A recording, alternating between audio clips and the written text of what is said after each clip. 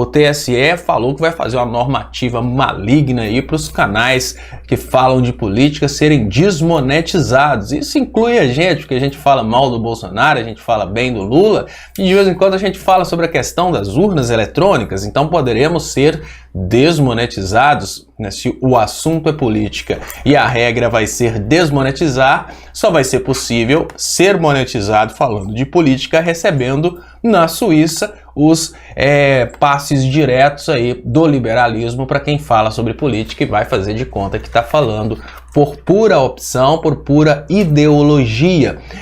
Bom, sobre isso nós vamos falar aqui hoje, sobre até onde essa proposta poderia ser uma coisa maravilhosa se ela não tivesse sendo protagonizada pelo grupo que não quer o bem dos brasileiros, não quer a transparência, mas quer o controle, e até que ponto realmente isso vai dar possibilidades para que apenas alguns sejam monetizados. E aí nós vamos ver quem é quem na comunicação brasileira. Nós vamos ver se as pessoas, depois que forem proibidas as doações, depois que forem proibidos os PIX, depois que forem proibidos qualquer tipo de doações para internet para falar sobre política, nós vamos ver se esses salvadores da pátria, cidadãos de bem que propõem aí a salvação do Brasil acima de tudo, se eles vão continuar realmente salvando o Brasil de todos os males, se eles vão continuar com técnicas aprimoradíssimas de comunicação para nos livrar do mal. Vamos ver até onde existe caráter e onde começa o interesse pela monetização. Então traga news, Jennifer, você vai continuar falando de política depois da desmonetização? Difícil, hein, Léo? Porque se não tem monetização, a gente não vai conseguir. Se não tem monetização, não dá, Agora, lembrando que a gente começou a falar, nem tinha monetização, né? Foram vários anos sem saber. Assim, foram vários anos até que eu desprezava a monetização. Eu nem sabia que era possível ativar a monetização, porque quando você não é profissional daquela área, eu não era profissional youtuber, eu não sabia que eu poderia ativar a monetização, que a monetização daria um certo dinheiro. Eu só fui descobrir isso quando eu cheguei no Brasil, ou seja, todo o trabalho que eu fiz na Inglaterra. 2018, início de 2018. Eu fazia questão de não ligar a monetização. Meio de 2018. E um dos últimos canais do YouTube a terem condições de receberem membros foi o canal, misteriosamente, foi o canal Leonardo Stoppa. O YouTube segurou covardemente a possibilidade de ter membros no canal Leonardo Stoppa até o dia em que ele liberou para todos. O critério era ter 30 mil inscritos. O canal Leonardo Stoppa já tinha passado de 150 mil inscritos. Ele não liberava monetização. Aí eu fiz um outro canal, que foi o canal Léo Stoppa na época, para ver se o problema era naquele canal Leonardo Stoppa, e aí o canal Léo Stoppa passou os 30 mil, que era o requisito, ele não liberou também essa monetização de membros, ou seja, dentro do YouTube, e isso é uma coisa que seria muito interessante. Você sabe que isso se as regras... Saiu uma matéria falando sobre isso, Bolsonaro, mais de 170 canais que falam diretamente sobre ele, né? Foram desmonetizados, foram punidos aí pelo próprio YouTube. Não é pelo YouTube, não, aí que tá. Justiça, esse é o detalhe. É uma decisão provisória da Justiça, que pode cair a qualquer momento. Vão criar regras aí para modificar essas questões relacionadas a isso, mas dificilmente será possível retirar a monetização do assunto política. Vai ser possível, sim, dentro da lei brasileira, retirar essa monetização do fake news, mas da política só mesmo com uma arbitrariedade muito grande, porque aí seria uma afronta ao livre mercado, à liberdade de expressão, à liberdade das pessoas fazerem doações também. Agora, financiar o terrorismo é outra coisa, porque o Terça Livre, esses canais de fake news fazem, não é liberdade de expressão, é o crime. Você não pode financiar o crime organizado. Então, se você manda um Pix, um Superchat para o Terça Livre falar contra as instituições, estimular pessoas a cometerem crimes, você está financiando o crime. Você não está financiando a liberdade de expressão.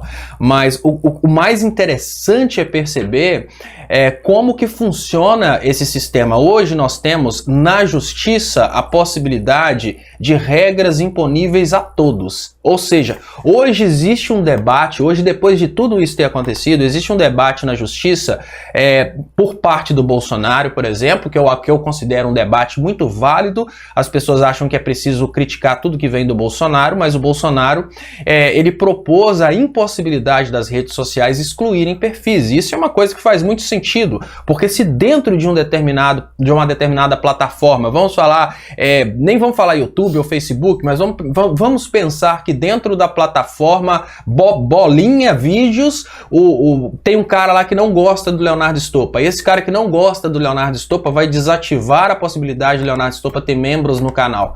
Aconteceu isso comigo no YouTube. Então, enquanto todas as pessoas que estavam falando bem do Bolsonaro, todas as pessoas que estavam falando mal do PT, já estavam com membros, já estavam ali sendo remuneradas, eu não tinha condição de ter membros. Enquanto todas as pessoas que falavam a favor realmente do Bolsonaro estavam com seus canais ali no ar, até que teve uma decisão da justiça para tirar esses canais do ar, o YouTube ele ameaçou retirar o canal Leonardo Stoppa do ar por causa de um vídeo no qual eu pedia o uso de máscaras. Então realmente é preciso pensar se não se é possível deixar que essas plataformas tenham o poder de decisão, ou se o certo seriam regras a todos, já que não pode derrubar nenhum. Mas também vai tirar a monetização de todos, e o critério é esse. O grande problema no Brasil é que a internet ela está livre sem regras. A denúncia que eu fiz a respeito da Wikipédia é que, como não existem regras e como não existe uma forma de você até processar as pessoas que estão dentro da Wikipédia, e vejam, PT não deu ideia para isso, os partidos de esquerda não deram ideia para isso. Eu fiz isso, mandei para as pessoas de esquerda, ninguém deu ideia. A Wikipédia, ela controla quem é importante e quem não é importante. A Wikipédia simplesmente coloca uma pessoa de direita inútil, sem nenhuma produção acadêmica na Wikipédia, e quando foi esses dias fazendo o meu trabalho de dissertação, eu descobri que o Igor Fuser não está na Wikipédia. Então o Paulo Cogos, sem nenhuma produção acadêmica na vida, ele está na Wikipédia. O Igor Fuser, que é um dos mais importantes cientistas políticos do mundo, não está na Wikipédia, porque o Igor Fuser, ele critica, por exemplo, a atuação dos Estados Unidos na Venezuela, e ele é um cara que vai contra o sistema, não está na Wikipédia. A Wikipédia é uma plataforma de direita. Esse controle das plataformas, esse controle livre das plataformas, sem uma regulação que proíba determinadas coisas, como por exemplo, é válida a proibição do Bolsonaro, não pode excluir ninguém. O que significaria que a Wikipédia não poderia decidir de excluir, por exemplo, aquele autor que teve 15 anos na Wikipédia, mas foi excluído, que é o Orsi, foi excluído porque criticou o Bolsonaro. Então, essa ideia do Bolsonaro de impedir as plataformas de excluírem é uma ideia plenamente válida, assim como é plenamente válida a ideia de proibir determinados assuntos de serem patrocinados, porque você está patrocinando o terror, você está financiando o terrorismo, ainda que seja através de um superchat achando que você está apoiando a liberdade de expressão. Se você está apoiando o Terça Livre na insistência sobre assuntos que não tem nenhuma relação com a realidade, isso pode ser cloroquina, pode ser ivermectina, pode ser a questão do voto impresso ou voto eletrônico. Se as pessoas estão financiando esse discurso, elas estão financiando o crime muito organizado, que é um crime organizado em forma de empresa, elas estão financiando o discurso de ódio, elas estão financiando o terrorismo. Isso é crime. Então não tem que discutir essa desmonetização. O detalhe é até que ponto eles não vão ultrapassar os limites e desmonetizar todo o discurso relacionado à política, para que somente aqueles que recebem lá fora do Brasil os seus dividendos e seus lucros realmente possam se engajar no discurso político. Eu sou a favor da criação, inclusive, de regras claras relacionadas a isso. Olha, se o cara recebeu o Caixa 2 por fora para apoiar determinado candidato, for provado, 20 anos de cadeia. Por que 20 anos de cadeia é só pro latrocínio no Brasil, sendo que através da eleição do Bolsonaro, que foi uma grande fraude, o Brasil já matou quase 600 mil pessoas, e um número oficial das mortes por Covid-19, mas a gente sabe que na realidade isso já passou de 1 milhão. Então precisamos pensar até que ponto é possível flexibilizar regras de liberdade de expressão. Uma pessoa que fala Lulinha é dono da Friboi, da Ferrari de Ouro e da Oi.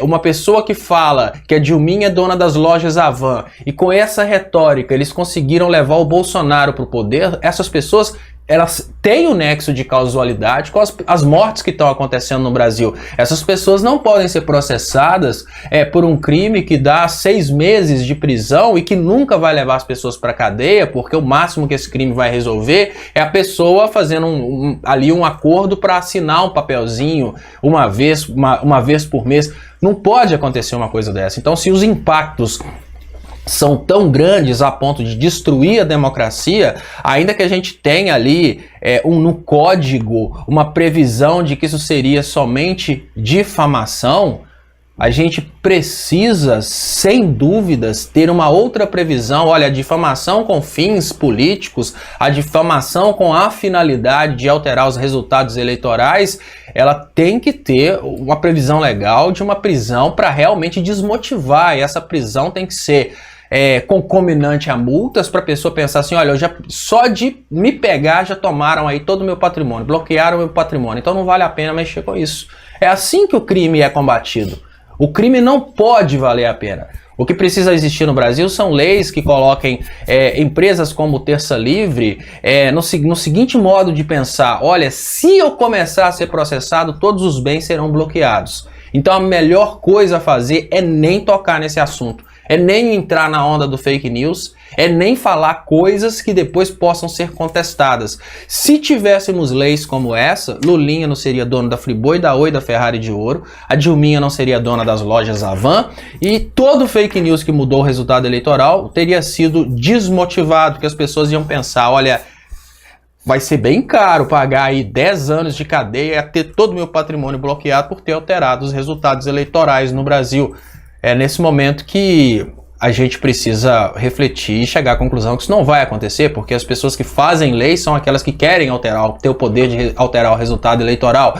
As pessoas que controlam as leis estão nesse momento fazendo de conta que estão fazendo regras para impedir as fraudes eleitorais, mas eles estão fazendo regras para tomar o controle, porque enquanto eles estavam apenas com as emissoras de televisão, eles tinham total controle sobre o processo de comunicação no Brasil. E agora que temos as redes que são, de uma certa forma, livres, eles perderam o controle sobre o discurso no Brasil. Eles querem retomar o controle. Mas no papel, a proposta ela é muito bonita. Seria impedir que o fake news fosse financiado.